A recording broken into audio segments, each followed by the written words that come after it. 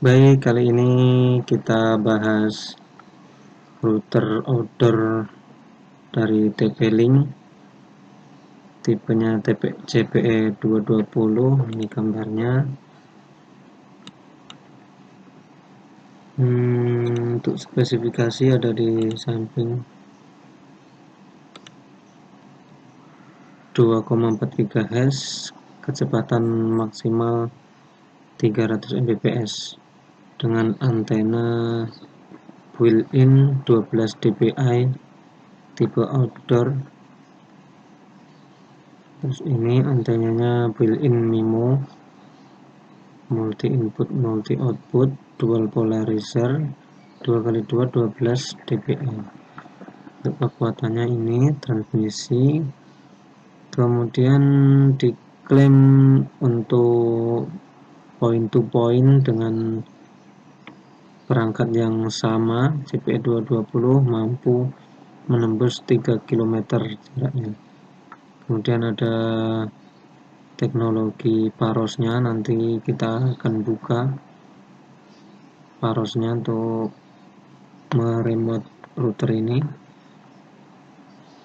Kemudian mendukung mode operasi access point client, dan satunya lagi WISP yang paling sering nanti akan kita bahas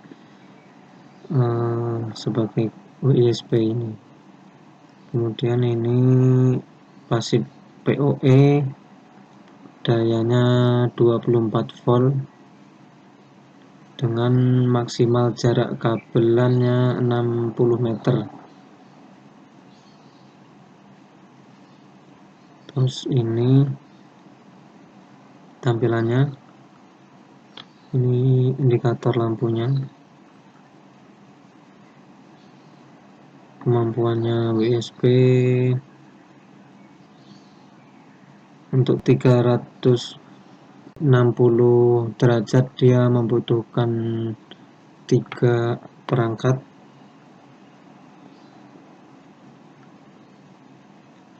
Ini dia teknologinya. Untuk PTP 13 km. Ini untuk tampilan parosnya, nanti akan kita buka. Ada anti petir, anti air juga.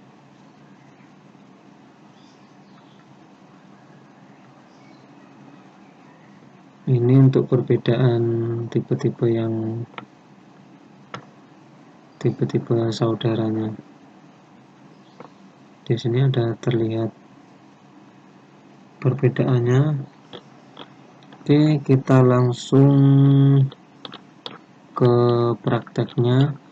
Saya akan menggunakan CPE 220 ini sebagai WISP untuk menangkap sinyal. Jadi di sini ada ISP plat merah, kita sebut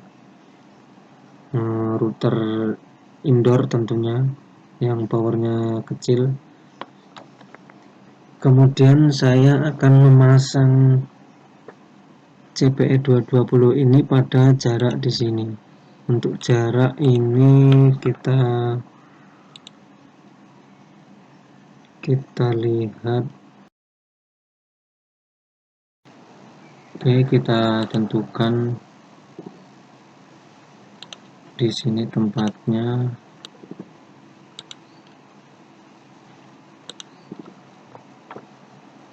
Dari sini menuju ke sini kurang lebih 77 meter. Terus kemudian karena di sini ada bangunan, di sini masjid, ketinggian kurang lebih 10 meteran. Lebih tinggi sini daripada bangunan ini. Ini adalah sebuah kantor. Kemudian di sini ada pohon-pohon, jadi otomatis tangkapan akan semakin melemah. Kemudian di sini juga ada satu bangunan lantai 2 sebelum mencapai ke tempat saya yang akan pasang antena CPE 220. Tapi dengan memaksimalkan settingan kita bisa mendapatkan kecepatan bandwidth yang lumayan. Oke, langsung aja kita ke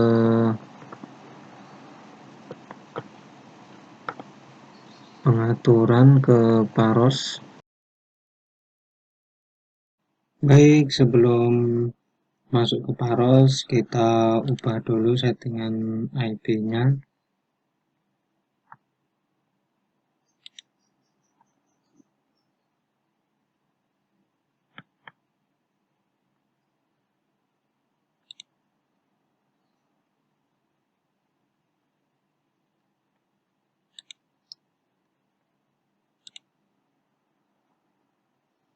Kita ubah ke settingan defaultnya CPE 220.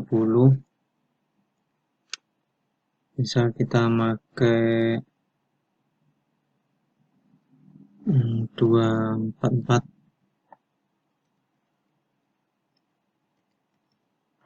dan subnetnya standar, kemudian gateway-nya kita isi IP-nya CPE 220 254, kemudian oke,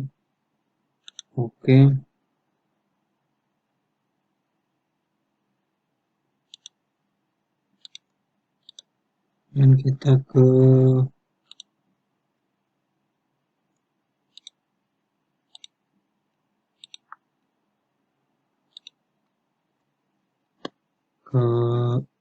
alamat routernya,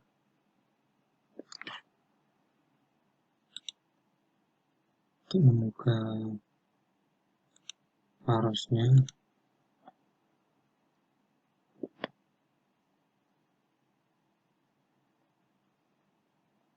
Dan kita masuk ke akun.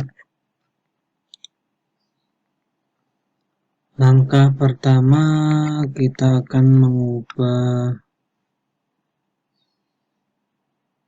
melihat dulu besaran transmit dan receive-nya ini mentok pada Mbps berapa.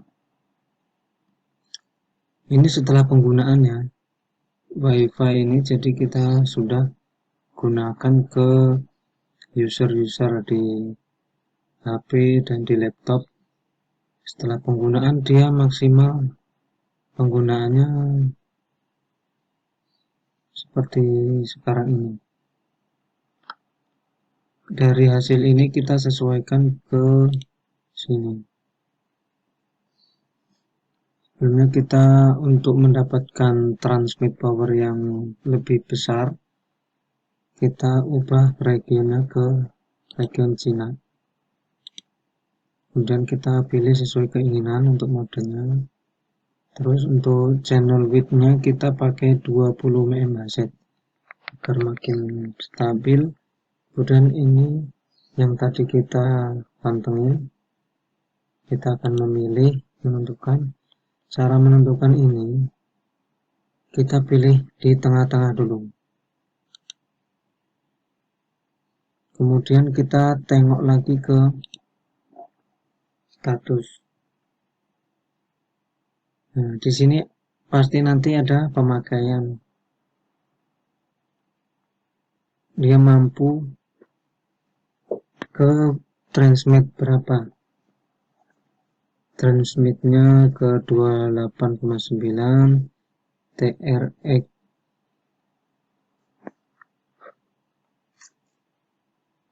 terus RX-nya 13. Ini setelah pemakaian, teman-teman. Terus kalau kita menentukan di sini jangan terlalu jauh dari penggunaannya. Karena apabila kita pasang yang kecepatan tinggi, dia akan ngedrop, bukannya makin kuat malah sinyal ngedrop. Antenanya gak kuat membawa bandwidth yang kita gunakan. Setelah itu distance-nya ini juga berpengaruh. Kita setting aja ke 50. Setelah sudah, kita apply, kemudian kita pergi ke network. Di kolom gateway IP, primary DNS, second DNS itu kita isi sesuai router yang kita tembak. Gateway-nya kita dapat biasa untuk plat merah, gateway-nya segini IP-nya. Dan DNS-nya kita bisa cek pada saat kita terhubung ke internet pada pengaturan network. Nah, sebelum kita ubah harusnya tadi di sini ada. Di sini ada harusnya. Tapi tadi kita ubah untuk meremote parosnya. Kemudian nanti kalau udah kita ganti lagi kita lihat nanti.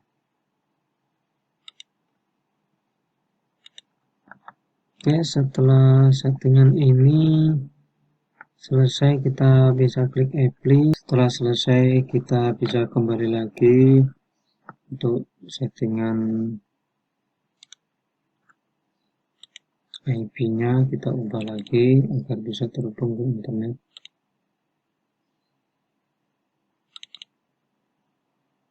Dan otomatis nanti di sini pasti akan muncul DNS servernya. Nah, ini nanti kita isi ke bagian networknya yang tadi, karena kita udah berhubung ke internet tapi kita tidak bisa terhubung ke sini. Oke, setelah kita ubah kita bisa cek koneksi, kecepatan bandwidthnya kita berapa.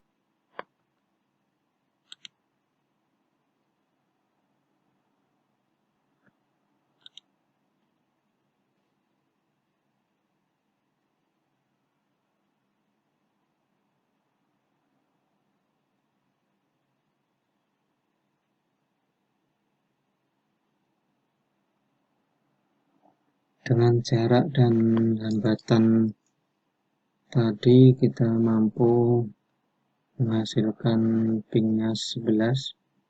Untuk downloadnya mampu ke 7,26 Mbps. Kemudian uploadnya kita bisa dapatkan segini, tentunya dengan keterbatasan jarak dan halangan yang tadi kita tracking lewat Google Earth. Oke, itu aja tutorial untuk membangun koneksi yang stabil dari JPE 220 dengan menyesuaikan medan di lapangan. Semoga bisa membantu teman-teman untuk menyesuaikan medan lapangannya. Sekian dan terima kasih. Jangan lupa subscribe-nya, like, dan komen-komen apabila ada pertanyaan. Nanti akan kami jawab sebisa mungkin, secepat mungkin. Oke, terima kasih.